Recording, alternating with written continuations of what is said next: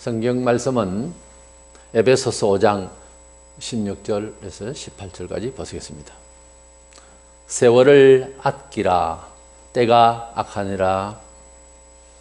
그러므로 어리석은 자가 되지 말고 오직 주의 뜻이 무엇인가 이해하라. 술 취하지 말라. 이는 방탕한 것이니 오직 성령으로 충만함을 받으라. 아멘. 원래도 이제 오늘은 마무리를 합니다. 그렇게 보면 우리가 얼마나 하나님 앞에 기도가 부족했는가, 또 충성이 부족했는가 하는 것을 반성하게 됩니다. 사실 시간이라고 하는 것은 흐르면은 이제 돌아오지 않습니다. 우리가 남은 세월을 좀 더 후회하지 않고 유익하게 하나님께 영광 돌리고 우리가 더 잘 살아가는 것이 무엇일까? 다시 한번 오늘 이 마지막 날에 생각을 하려고 합니다. 그래서 본문의 16절에 나오는 말씀을 근거로 해서 세월을 아끼라, 이런 주제로 말씀을 나누고자 합니다. 먼저 세월을 아껴야 되는 이유, 또 우리가 이 세월을 만족하게 보내기 위해서는 먼저 주님의 뜻을 제대로 이해하고 알아야 됩니다. 하나님의 뜻을 모르고 사는 것은 인생이 후회하는 삶을 쌓는 것이라고 하는 것을 우리 불신세계에서 고백을 보면 알 수가 있습니다. 불신자들은 인생 7, 80년의 생애를 살고 너나 할 것 없이 쓸쓸함과 후회함과 허망함을 다 말하게 됩니다. 왜 그렇게 인생은 열심히 살았다고 하는데 그런 후회와 공허가 있을까? 그것은 하나님의 뜻을 모르고 살았기 때문에. 다시 말해서 우리 사람이 하나님의 지음을 받아서 하나님께서 우리에게 복 주시고 우리 인간이라고 하는 존엄한 존재의 가치대로 세상을 살아가도록 하는 교훈을 주셨는데 그 하나님도 모르고 삶의 바른 처세도 받지를 못하고 순종하지 않아서 이렇게 집 나간 자식처럼 세상에서 고생을 하게 된다 하는 것이죠. 그래서 우리가 하나님의 뜻대로의 삶이라고 하는 것은 교회를 다니는 교인이나 불신자나 마찬가지로 우리 삶에 있어서 후회하지 않는, 정말 세월을 허비하지 않는 삶을 살 수 있는 길이 하나님 아버지의 뜻을 잘 듣고 또 순종함으로 몸에 채우는 것입니다. 여러 가지 우리 인생살이에서 처세가 있습니다. 근데 하나님 없이 살아가는 사람들은 거짓말도 하고, 그리고 이제 부지런히 돈도 모으고 이제 기회도 찾고 이렇게 살아가겠죠. 근데 성경에 야곱은 특별히 이 술책이 참 좋았던 사람입니다.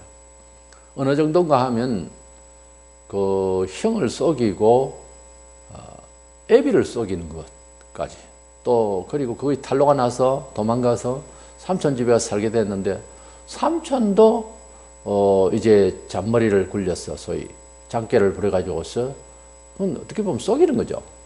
그렇게 일생 이 사람이 살아가는 데에 보면은 그 태도가 잘 속여요. 그리고 머리가 아주 뛰어난 그런 스타일이고, 대신 상당히 부지런한 사람이었어요.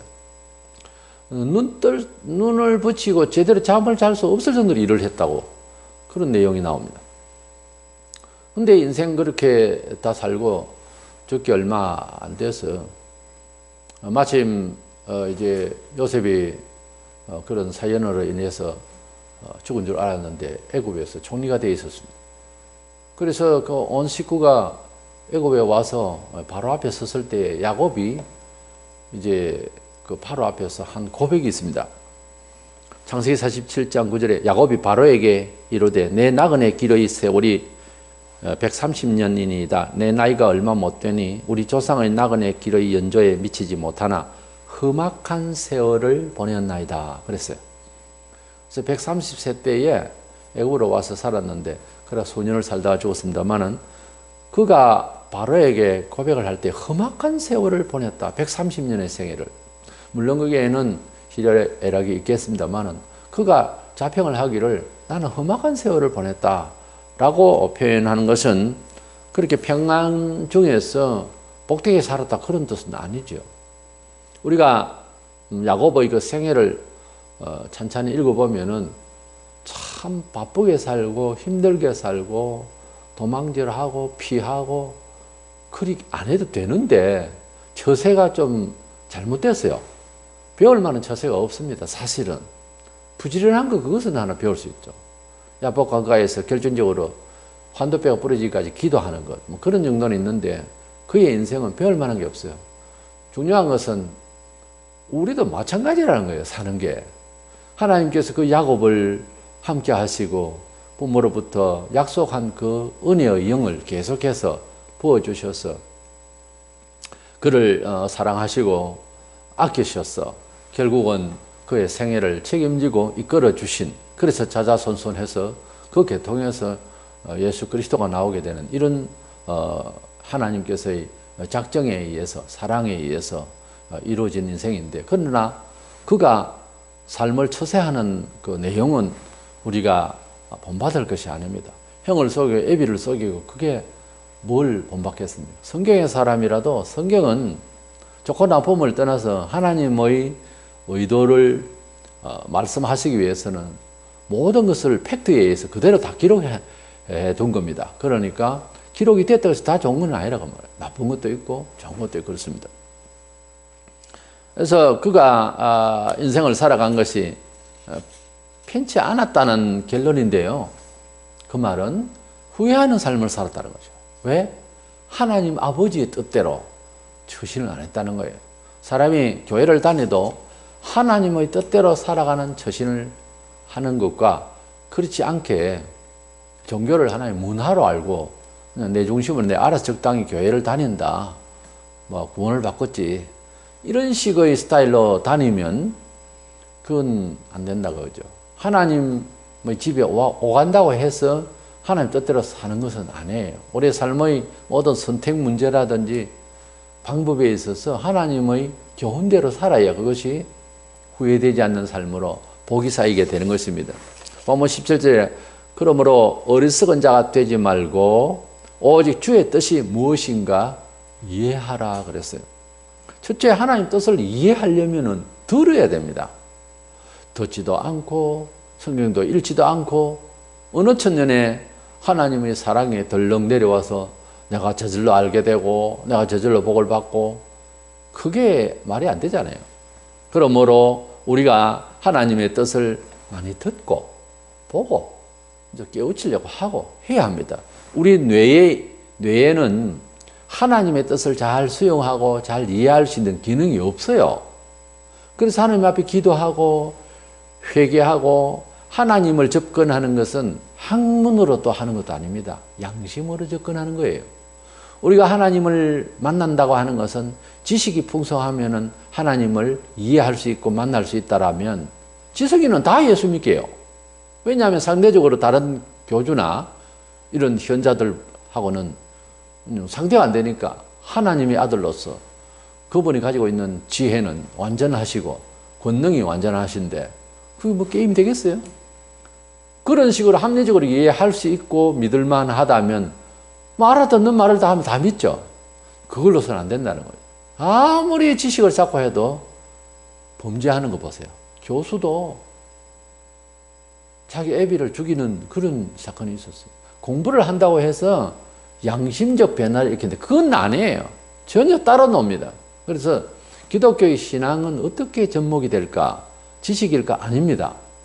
정보를 듣는 것뿐이지 그 예수에 대한 정보를, 하나님에 대한 은총의 길에 대한 정보를, 그 처신을 들을 때 수용하는 것은 뭐가 있어야 되나 하면 내 양심이 세속적으로 단단해지는 양심이 깨어지면서 수용하고 탈바꿈을 하려고 하면은 마치 처음에 중생을 하듯이 이게 거듭나야 되는 거예요. 그것은 양심의 운동인지 지식의 운동은 아니에요. 지식은 아무리 쌓아도 그게 양심의 변화는 그렇게 일어나질 않습니다. 이래서 우리가 주의 뜻을 먼저 듣고 그 다음에 깊이 이해하라고 했는데 사실은 이해하는 것은 결국 믿으려고 하는 일 아니겠어요? 계속 이해하고 또 신학을 쌓고 또 이해하고 하면 뭐합니까? 믿음이 안 생기면 안 되는데. 그래서 믿음을 가지려면 마가 1장 15절에 회개하고 복음을 믿으라 그랬습니다. 그 말은 더 보편적으로 말하자면 하나님의 뜻대로 살아낼 수 있는 힘이 되려면 회개를 해야 된다는 거예요. 그 말씀은 결국은 이제 양심적으로 심령으로 일어날 수 있는 일이라는 거죠. 신앙이라는 거죠. 그래서 지식은 대략 어느 정도 핵심만 가지면 됩니다. 사실은 평신도 생활을 하려면은. 그런데 그거조차 안 돼 있으면 들어야죠. 복음을 들어야 믿는다 했잖아요. 로마 10장 14절. 듣지 못한 일을 어찌 믿으리요. 그러나 그것을 이해하고 그리고 믿음이 생성이 되려면은 심령의 개인적인, 이거는 지극히 남이 할 수 없어요. 개인적인 회개와 겸손과 순종이 필요한 거예요. 그건 힘들어요. 왜? 자존심하고 관련돼요. 그러니까 자기 자존심을 마음대로 팽개치고 눌리고 할 수 있는 그런 도인이 어디 있습니까? 정말 도인이에요. 그렇게 되면. 참 힘들거든요. 그러나 하나님의 사람으로 후회하지 않는 세월로 살려면 깨야 됩니다. 그건 평생 가지고 있는 숙제입니다. 누구나 서로 격려하고 한다고 되나? 안 됩니다. 아, 당신은 참 잘하실 겁니다. 안 돼요. 그 자존심 내린다는 게 그게 힘듭니다. 근성이라는 게 있어가지고 사람이 마치 추운 겨울에 덮화를 이렇게 입듯이 그것을 벗으라는 거하고 마찬가지인 거예요. 아주 힘들죠. 그러나 한 번은 이제 절단하는 마음으로 자기를 깨야 하늘로부터 오는 지혜가 있어서 삶의 가치관 이해가 확 달라져 버립니다. 놀라운 은혜를 받죠. 이렇게 살아서 복을 받고 영원히 잘 되는구나. 또 생활도 잘 되구나 하는 것을 한 번만 조그만한 거라도 단위가 이렇게 경험하게 되면 하나님의 뜻대로의 삶이 정말 후회하지 않는 삶을 살게 된다라고 하는 사실입니다. 주의 뜻을 몰고 사는 불신자들에게는 누구나 나 인생 잘 살았다, 만족한다, 이런 사람은 잘 없어요. 이제 그거 그렇게 만족하게 산다고 하고 또 죽는다 하고 하는 사람은 그거면 잘못된 거예요, 사실은. 제정신 아니죠.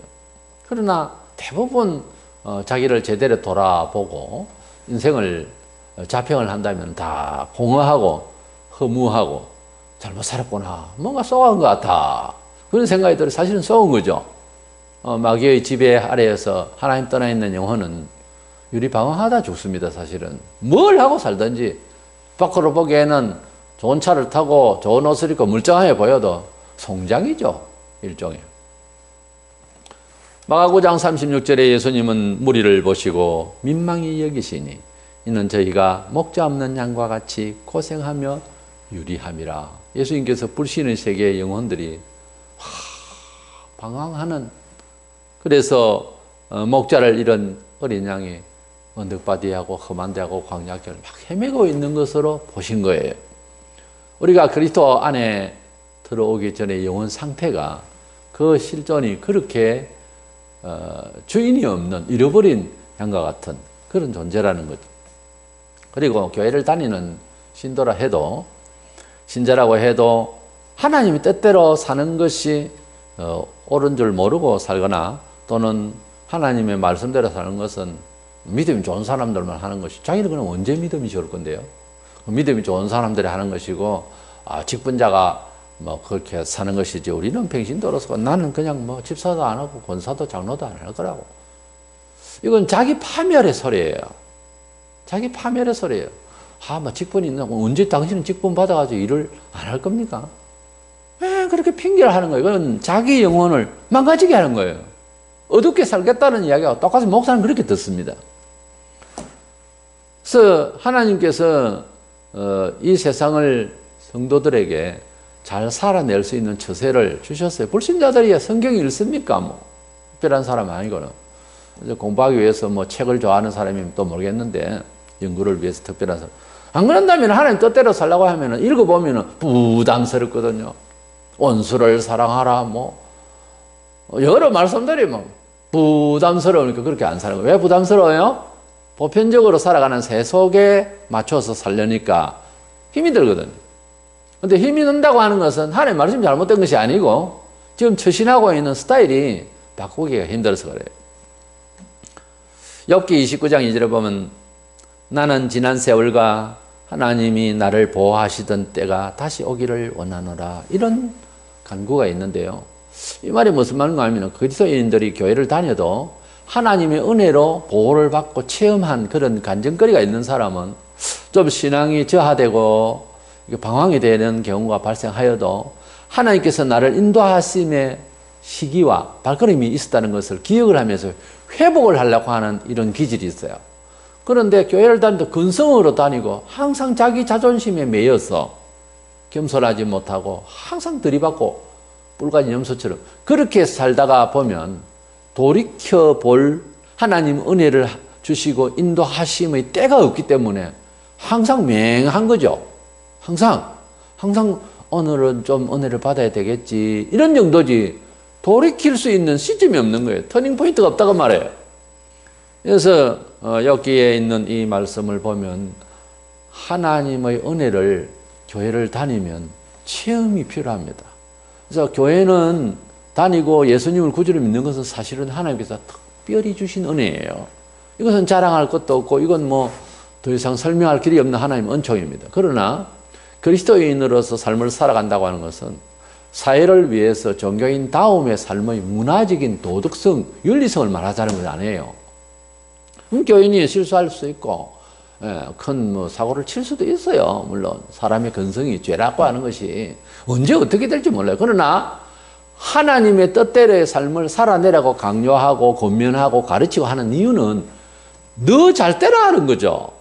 하나님의 사람다움의 도덕성이라기보다 하나님의 자녀다움에 대한 권세를, 삶을 그렇게 승리하라고 하는 뜻에서 교훈을 하는 것이지, 교회에서 교육을 하는 것도 사회인들에게 뭐 어떻게 잘 보이고 기독교인 다음에 윤리적인, 물론 그것도 따라가죠. 근데 그거에 부담스러워서 하나님 뜻대로 사는데 힘이 들고 그렇다, 이렇게 생각하는 것은 아주 그건 무지한 생각이에요. 그게 아니고 하나님의 자녀다움은 세상을 이긴다고 그랬어요. 이 세상을. 그러니까 처세를 바꿔 보셔야 됩니다. 하나님의 뜻대로 무슨 일을 선택을 하셔야 되는 거예요. 절제가 필요하고, 세상 사람들은 그렇지 않잖아요. 우리는 10이라고 하는 숫자에 대해서 약간의 여유를 둡니다. 한 2나 이렇게 하다못해 10이나 이렇게 100에서 그러면 한 8, 90%만 챙기는 거죠. 약간의 여유를 두는 거예요. 그런 은혜의 마음을 가지고 있어야 됩니다. 절제의 마음을 가지고 있어야 되고요. 그런 게 예수 믿는 사람들이 받은 성경 교훈에 다 나와요. 그러니까 하나님 뜻대로라는 것은 당장 이 사람 고발해야 되잖아요. 어떤 해를 끼쳤는데 일단 먼저 권면을 합니다.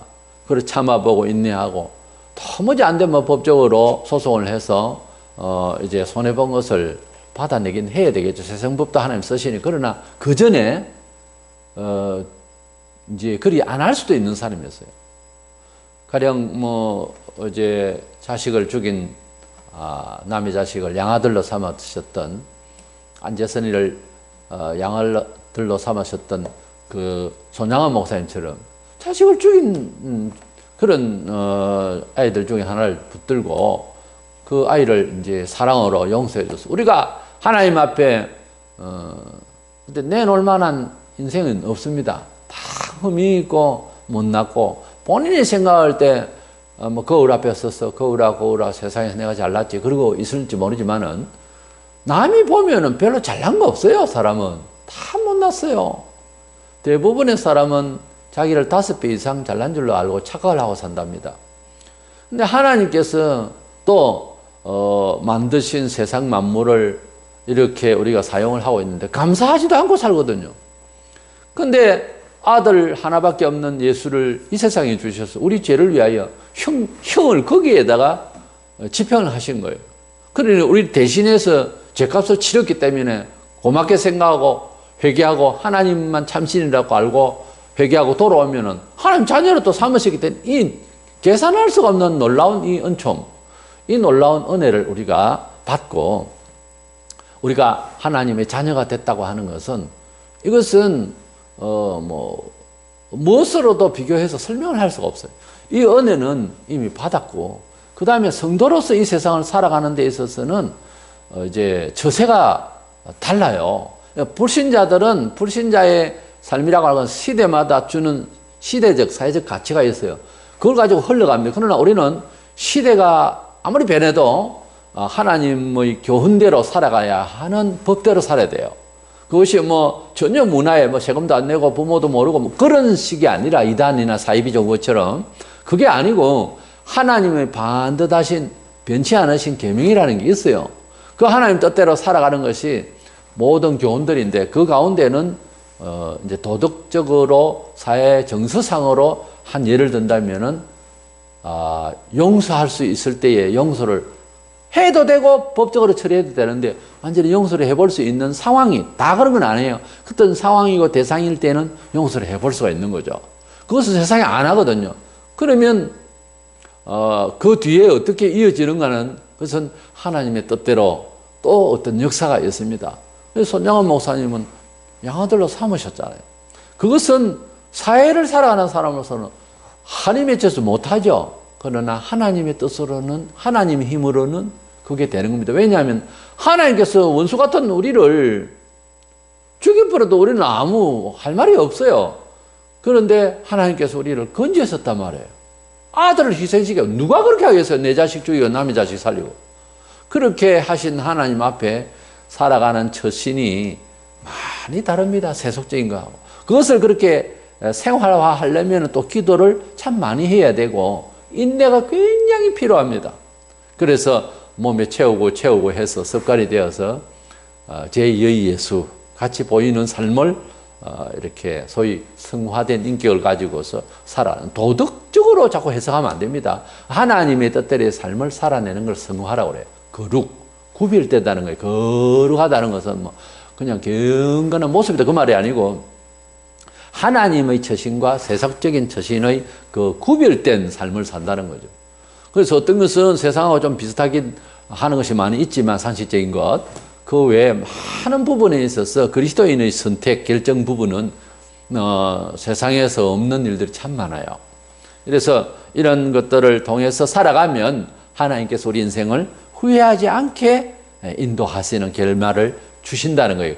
그것이 증거가 되는 것이 2000년 동안 기독교 역사에 보면은 순교를 하고 두들겨 패서 맞고 상처를 받고 그냥 기회를 놓치고 별일이 다 있었어요. 눈물을 흘리고 잠을 못 자고. 그런데 기독교가 성공을 하고 있거든요. 세상적으로 승리를 하고 있단 말이에요. 그것이 증거예요. 그래서 많은 또 간증하는 사람들의 이야기를 들으시면 과연 하나님은 살아계시구나, 하나님의 뜻대로 살면 잘 되는구나 하는 점들이 우리는 많이 들을 수 있어요. 개인적으로도 체험들을 할 수 있고요. 그래서 하나님 아버지의 뜻을 이해하고 그 이해한다고 하는 것은 안다는 말이에요. 안다는 말은 내 속에 완전히 나와 함께 하는 믿음의 생성을 말해요.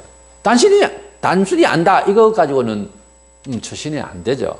그래서 내 몸에 채워진 그런 사상이 될 때까지는 회개와 인내와 간절함 이런 것들이 필요하죠. 그래서 우리가 하나님의 은혜로 죄사함 받고 구원받은 것은 뭐 더 이상 우리가 뭐 자랑하거나 뭐 어떻게 할 것은 없고요. 단지 하나님 앞에서 고백하고 또 사람들에게 난 예수 믿습니다 하고 고백하는 그것으로 그치겠지만 우리의 삶을 살아내는 과정에 있어서는 하나님의 많은 교훈을 하나님의 구원의 하나님의 은총의 하나님의 말씀의 핵심을 쫓아서 선택하고 구별하고 그렇게 취급하면서 살아가야 후회하지 않는다. 그것이 바로 세월을 아끼는 것이고 흘려보내는 것이 아닌 그런 알찬 삶을 살 수 있는 길이다. 왜? 불신자들은 일생 7, 80년 살아도 다 흘려보낸 것처럼 여기다가 죽는 거예요. 우리 성도들은 주의 뜻 가운데 충성하고 주를 경외하고 예배하며 그렇게 이제 또 순전한 마음으로 이웃을 돌보고 이런 마음들을 다 채워넣으면 그 하나님 부르실 때 아쉽지만 그래도 이제 선의를 가지고 살아온 그런 과거가 있고 일생이 있으면요 우리 영혼이 평안합니다. 수고했다 내 종아. 그리고 하나님께서 품어주시며 하나님 나라에 우리 영혼을 데리고 가주신다고 하는 사실. 그 다음에 이제 우리 성도들이 후회하지 않는 삶을 살려면 역시 기도로 성령 충만해야 된다는 겁니다. 기도로 성령 충만해야 된다. 세월은 언제나 이제 가만히 있어도 가고 나쁘게 살아도 흐르고 그렇게 세월이 흘러갑니다. 이 흐르는 강물처럼 이렇게 세월은 마구마구 흘러가는데 이 흐르는 물을 어떻게 하면은 유용하게 쓸 것이냐 하는 이 세월에 대한 감각이 필요한데 그것은 어쩌면 물리학자들은 세월 시간도 물리적으로 해석이 가능한 걸로 말합니다. 우리가 길을 가거나 또 크게 보이고 작게 보이고 하는 이런 공간적인 것, 시간적인 감각이요. 어떤 사람과 어떤 일을 통해서 그런 시간과 그런 물건을 보느냐에 따라 달라 보여요. 남의 밥에 든 콩이 크게 보인다. 안 걸었는데 그렇게 보이는 것은 이 공간 의식이 바뀔 수가 있어요. 그래서 기분 좋은 사람과 길을 가면은 좀 길이 조금 험하게 보여도 괜찮습니다. 명랑하게 걸을 수 있고요. 그죠? 먼 길도 가깝게 보이고. 그렇잖아요? 사람마다 보는 게 달을 보고 님을 그리려 할 수 있고, 달을 보고 슬픔을 말할 수도 있고, 달을 보고 고향을 그릴 수도 있고, 뭘 보면서 감각이 다 달라요. 시간의식도 달라요. 그래서 시공간에 대한 것이 어쩌면 다 물리적으로 해석을 할 수 있는 그런 사유의 세계도 있구나 하는 것을 우리는 인정할 수 있습니다. 그러니까 이 세월을 어떻게 하면은 물리적으로 생각할 때 그렇습니다. 이것을 용이하게 사용할 것이냐는 이런 차원에서 우리가 이 세월을 좀 더 다른 방식으로 취급을 할 수 있는 기술은 없을까? 그게 바로 성령님을 감화를 받아서 시간을 사용하는 거예요. 성령님은요, 어제, 오늘, 내일을 막통합니다. 그래서 시간을 항상 ing로 현재 진행형으로 붙잡을 수 있어요. 후회될 수 있는 과거에 확 당겨가지고서 해결을 싹 해버리면 심령의 변화가 와서 은혜가 되어버려요. 눌려켜져 있던, 우울했던 과거가 딱 하니 해결이 됩니다. 예수 안에서 성령이 역사하시니까 우울했고 괴로워했던 것도 딱 해결이 되어서 명쾌하게 되고 쾌활하게 되죠. 그런 체험이 하나도 없습니까? 그렇게 되니까 시간을 물리적으로 한번 해보자는 거예요. 성령께서 시간을 딱 붙드시면 과거 것이 여기 올 수 있어요. 성령께서 충만하게 해주시면 아주 미래 사후의 세계까지 시간을 딱 당겨주세요. 그러면서 현재 가운데서 봅니다. 그것을 하나님의 시간대라 그래요. 카이로스. 하나님께서 유용하게 사용하실 수 있는 의지의 매 순간들을 말해요. 그래서 이 카이로스의 시간대에 우리가 살면은 되는데 그 세월을 아낄 수가 있는데 세월은 지나간 게 안 되잖아요. 그러다 보면은. 그래서 세월을 물리적으로 생각하는 거죠. 이렇게 살 수 있는데 이것은 성령님이 감각을 주시면 가능해요. 그런 뜻에서 기도해서 성령님의 감화가 있어야 되는 거예요. 본문 18절에 술 취하지 말라 이는 방탕한 것이니 오직 성령으로 충만함을 받으라 그랬습니다. 성령으로 충만함을 받으라는 역사의식, 시간의식, 감각적인 걸 제가 말씀드렸어요. 그래서 성령이 충만하기를 원하는 것은 아마 신비로운 멋진 교인이 되기 위해서 이런 환상은 깨고요. 우리가 나의 삶의 시간을 물리적으로 생각해서 다 끌어온다는 거예요. 그게 성령님이 충만하시면 그게 가능합니다. 우리 현대생활은 너무너무 바쁘고 또 고착되어 있어서 금세 어떻게 바꾸고 일을 할 수가 있는 그런 생활이 아닙니다. 농경사회에는 오늘 아니면 내일 풀을 베고 논밭을 가꾼다 이런 정도가 되는데 현대생활은 그렇게 안 돼요. 시간 싸움입니다. 오전에 할 일을 오후에 할 수가 없어요. 그만큼 바쁘고 이랬습니다. 그러나 바쁘다는 핑계로 교회를 등하시하면 이건 또 아니거든요. 아무리 바쁘게 보여도 하나님은 평강의 하나님이라고 하니 그 평강이 뭐예요? 방금 전에 말씀드린 대로 성령님이 함께 하시면 바쁘다는 시간 개념이 느슨해질 수가 있습니다. 굉장히 크다는 것이 조그만할 수도 있단 말이에요. 물리적으로 시간도 사용을 해버려요. 그래서 바쁠수록 기도를 하셔야 됩니다. 바쁘다는 그건 핑계는 그건 비신앙적인 불신적인 사고방식이에요. 그 사실이 잘못됐다는 말은 아니고 저도 알아요. 바쁜 줄. 그러나 그 바쁠수록 평강으로 대응하게 하시는 성령님을 모시라고 말해요. 그래야 세월을 건질 수 있는 거예요. 그 밥보다 80 됐다, 병들었다, 밥보다 죽다. 이래가지고는 인생 뭐하러 살아요? 못할 말라 일찍 죽기 뭐하러 사느냐고. 매일 바쁘다가. 그래, 바쁜 것, 그건 이해해요. 바쁘게 살아야죠. 근데 바쁘게 사는데 하나님과 함께하는 평강이 없다. 찬송할 시간도 없다. 뭔가 잘못됐죠? 처신이 아니라 그 말이에요. 성도들에서. 교회사적으로 수많은 사람들이 하루를 24시간 사는 게 아닙니다. 거의 80시간, 이틀 48시간 살듯이 그렇게 바쁘게 살았어요. 그런데 굉장히 평강 가운데서 하나님의 나라를 건설하며 살았어요. 그 방법이 있다니까요. 삶의 방식의 차이입니다. 그래서 그 삶의 메소드가 하나님의 뜻대로 할 때의 삶의 그 방식은 성령께서 시간과 물질과 공간을 사용하십니다. 그러면은 완전히 다릅니다. 불신자들은 합리적으로 악하니 통계적으로만 생각하잖아요. 기대치를 생각하면서 한번 비전 그런 걸 가질 수는 있겠죠. 그러나 대다수의 사람은 모험을 즐기지 않습니다. 불안하잖아요. 근데 하나님의 백성은 분명히 이것은 손해인데 싶어도 손을 한번 놔봅니다. 하나님 여기에 개입하셔서 성령께서 나에게 이걸 직업을 주의 뜻대로 할 수 있도록 해주세요. 이걸 이제 기도하는 거죠. 의논해보는 거죠. 그러면 내가 너에게 이 일을 붙이마. 구약시대 때 적을 만날 때 하나님, 이 병사로서는 적을 못 이깁니다. 제가 치러 올라갈까요? 내가 너희에게 적을 붙이노라. 딱 하시면은 전쟁은 여호와께 속했다고. 하나님께서 그들을 통하여서 역사하신. 그 도저히 여기에서는 전쟁 도구로서 못 이기고 숫자로도 약하고 할 때는 우박이 떨어지게 하거나 하나님께서 급할 때는 그렇게 하십니다. 하나님께서 붙여주시는 일, 진로 이것이 될 때는 다 가능해요. 그러니까 통계학적으로만 인생 다 사는 거 아니다 말이에요. 통계학적으로 살고 합리적으로 사는 사람은 굉장히 똑똑해요. 계산이 빠듯하다고 정확하거든요. 정확하고 그걸 진리를 알아버려요. 그 이상은 없죠. 루터는 중세기에 이제 캐톨릭이 시작되고 한 1000년이 흘렀을 때예요. 하나님의 뜻은 예수 믿어서 구원받는 것이지 돈을 내고 선을 행하고 이런 건 아니다. 믿음으로 오직 구원받는다. 라고 성경대로 말하려다가 아주 곤란을 당하고 인생을 그렇게 힘들게 살았지만 소위 교회 개혁을 했죠. 그 교황들 앞에서 얼마나 떨렸는지 모릅니다. 동료가 많으면 덜 떨리지만 동료가 별로 없잖아요. 원래 개혁은. 그 루터는 하루에 2시간 이상 기도하지 않으면 사탄이 이기는 날이다 라고 하는 유명한 말을 남겼습니다.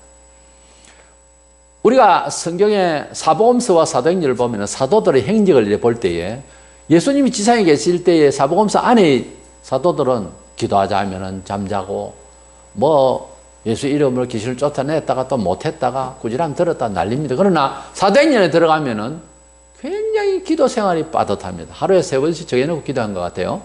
열심히 기도했어요. 기도하지 않으면 안 된다는 것을 오순절날 성령의 충만을 받고 난 뒤부터 체험을 하고 하나님의 일은 아무리 알아도 기도하지 않으면 성령의 권능이 없으면 못하구나. 이걸 깨우친 거예요. 그래서 사도들은 매일 기도했습니다. 하루 종일 거의 기도했대도 과언이 아닙니다.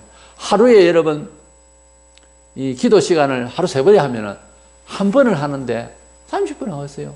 1시간 이상은 할 것 아닙니까? 적어도 하루에 3시간 이상 5시간을 기도를 했다는 이야기예요. 그래서 기도를 그렇게 많이 했는데 교회사적으로 2000년 동안 많은 믿음의 스승들을 보면은 그렇게 다 기도를 많이 했어요.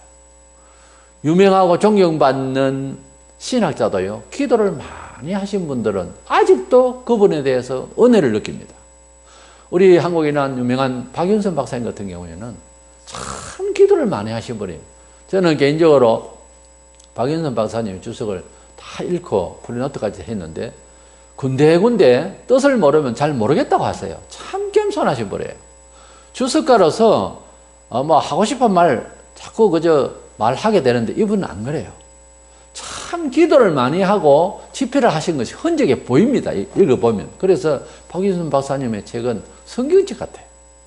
그렇게 은혜가 됩니다. 저는 이런 말을 만들어 봤습니다. 최선을 다하면은 나름 최고의 가치를 발할 수 있을 것입니다. 그러나 기적을 얻으려면 하나님께 기도하는 사람만이 가능하다. 이런 말을 올해를 마무리하면서 되새기기를 바랍니다. 사람은 최선을 다하고 열심을 다하면은 자신이 이룰 수 있는 최고의 가치는 발휘할 수 있어요. 그러나 기적은 얻지를 못합니다. 내 삶이 기적이다. 흥분하며 자기를 돌아보면서 그러려면 기도해야 됩니다. 하나님의 뜻대로 삶을 살아낼 때 그때 기적을 체험하고 인생을 돌아보면서 감동합니다. 자신이 이룬 것은 왠지 쓸쓸합니다. 인생 마칠 때 보면 돌아보면 참 힘들었다. 야곱이 말한 것처럼 내 인생 130년이 험악한 세월이었다 하는 평을 가질지 모릅니다. 세상 사람 왔다가 가면서 다 그렇게 말했어요. 사실은. 왜 그랬을까? 사람이 최선을 다해서 산다고 하는 한계가 있어요. 만족도도 그렇습니다. 그러나 하나님께서 주시는 은혜대로 살겠노라고, 즉 신앙으로 살겠노라고 하는 훈련을, 그런 삶의 처신을 자꾸 해나가면은 기적이라는 것을 체험합니다. 언제부터 한국교회는 수요일 예배를 빼먹는 그런 교인이 많이 늘게 되었고, 어떤 교회는 수요일 예배를 안 한다고도 하죠. 그런데 저의 경우에는 처음 예수를 믿고자 나왔던 때가 수요일 저녁이었어요. 1974년 10월 16일 수요일 날 저녁 8시 예배에 처음 참석을 했습니다. 그래서 내 일생에 수요일은 꼭 주일처럼 얼른 착각을 할 때가 있어요. 수요일도 거룩한 날, 다 거룩한 날로 살아야 되지만 수요일은 저는 뭐 가도 되고 안 가도 되고 기도 잠시 하러 간다 이런 개념이 아니에요. 저에게는. 그래서 수요일은 주일하고 뭐 큰 차이가 없이 그렇게 여기고 있습니다만, 수요일은 한 주간 절반쯤 영적으로 좀 약해질까 봐 와서 기도로 다시 무장하고자 하는 사실 수요 기도회입니다. 약간 이 말씀에 교훈이 있고 그렇게 일부 예배를 하고 기도회를 하는 거죠. 한 주간의 영적 생활을 더 충실히 하기 위해서 영적 힘을 더 채우기 위한 그런 기도회입니다. 우리는 이런 믿음의 생활이 실천되어야 될 줄 믿습니다. 우리가 분명히 이 시대는 마지막 시대라고 알고 있고 온 지구촌이 지금 난립니다. 이런 상황에서 우리가 물리적으로 과학적으로도 상당히 우리가 편리하게 살려고 만들어놓은 과학 물질 문화에서 오히려 해를 당하고 있고, 하루에도 수없이 우리가 만든 과학 때문에 해를 당하는 일이 많습니다. 어쩔 수 없이 그런 과학의 한계 때문에 그렇게 되고 있고, 또 종교 사상 여러 가지가 혼란스럽고, 또 특별히 경제 문제가 또 날리고, 또 자연의 재해도 상당히 많아졌고, 또 정치적으로 온 세상이 지금 힘듭니다. 이렇게 힘들고, 이렇게 과학적으로도 과학 만능이네 해도 힘들고 해를 입고 이런 상황일수록 우리는 하나님의 손끝으로 역사하시는 쪽으로 자꾸 기도해야 되는 것입니다. 히브리 10장 25절에 모이기를 피하는 어떤 사람들의 습관과 같이 하지 말고 오직 권하의 그날이 가까움을 볼수록 더욱 그리하자. 이게 교회 한 빠지게 되면, 이 습관이 되면은 예사라 생각해요. 그럼 뭐 누가 잡아가는 건 아닙니다. 그렇죠? 그런데 자기 영혼이 나태해지고 연약해져 버려요. 뭐 하나님 뜻대로 살아가는데 조금도 못 참고 안 되는 겁니다. 자꾸. 그래서 모이기를 피하는 습관을 들이지 말고, 우리가 말세일수록 더욱더 모여서, 말세라는 게 뭡니까? 정책, 인재, 사회, 문화 모든 면에서 자연까지 살기 더 어려워지는 상황이에요. 갈수록. 원래 이 세상은 천국화되는 건 아닙니다. 갈수록 어려워져요. 갈수록 죄가 많아져요. 갈수록 사람들이 범죄해요. 그래서 범죄가 가득 차버리니까 심판하러 오시는 거예요. 그래서 미래를 좋게 보는 그런 철학은 버리세요. 안 맞습니다. 그것은 하나님께서 함께 하시면 어떤 미래가 와도 되는데, 하나님께서 함께 하시지 않는 입장에서 지구촌의 미래의 세계를 생각할 때는 좋은 세상 온다 아니에요. 계속 나빠집니다. 그러니까 이런 때일수록 우리가 모여서 기도한다고 하는 것은 뭐 남이 안 와도 모임이 아니라도 자기라도 교회당을 하루에 한 번 이상 땅을 밟고 예배당 들어와서 기도하고 이러면 좋겠는데 뭐 도시교회는 문을 다 걸어 잠그고 어디서 기도할 곳도 없고 좀 그래요. 우리가 항상 교회 문은 열려 있어야 되겠고 기도할 수 있어야 문을 열어줘야 되겠고 그래서 우리가 이제 악해 짓고 또 더 바쁘게 돌아가는 하나님 시간대는 평강하다 했는데 이렇게 조바심이라고 너무 힘든 세상을 이길 수 있는 길은 성령께서 우리에게 하나님 뜻대로 교훈하면서 성령님이 이 세월을 이길 수 있도록 이런 세월을 우리가 건질 수 있도록 그렇게 아껴서 쓸 수 있도록 허무하게 흘러보내지 않고 우리가 다 챙기고 기적으로 채울 수 있도록 하기 위해서는 기도 생활을 많이 해서 성령 충만한 삶을 살아가는 저와 여러분 되시기를 축원합니다.